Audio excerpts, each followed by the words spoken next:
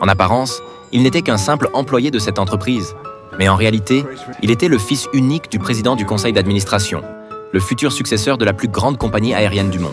Afin de permettre à son fils de reprendre naturellement les rênes de l'entreprise, le président lui avait confié une mission. Mais il était loin d'imaginer que ce voyage d'affaires allait lui faire vivre une belle histoire d'amour. William arriva rapidement en Australie.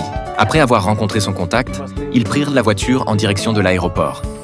En effet, d'après les rapports du siège, la filiale aérienne située ici était déficitaire depuis des années. Son père l'avait envoyé pour examiner la situation de l'entreprise et, si cela s'avérait exact, fermer immédiatement cette compagnie. Voyant William admirer les beaux paysages tout au long du trajet, Dana lui demanda la raison de sa venue. Mais pour faciliter ses actions futures, William ne révéla pas directement l'objet de son voyage. Très vite, ils arrivèrent au seul aéroport de la petite île. À la surprise de William, il n'y avait que 3 employés en comptant Dana, et leur bureau se trouvait dans un hangar à avions.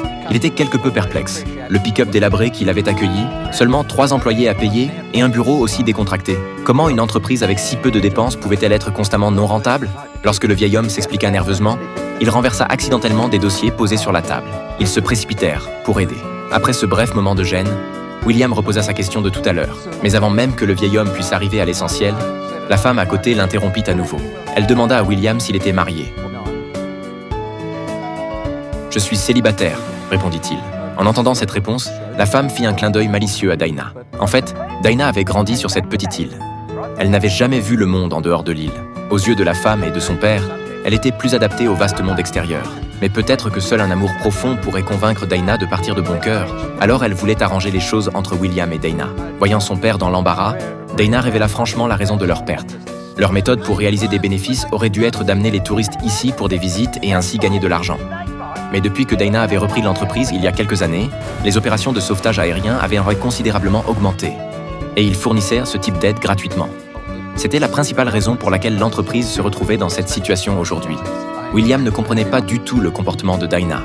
Mais Dana pensait que certaines choses étaient plus importantes que les profits. Voyant que sa fille allait offenser l'autre partie, son père s'empressa de l'arrêter et ordonna à William d'aller visiter l'avion.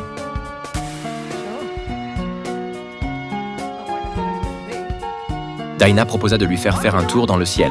Même si William avait peur en regardant cet avion,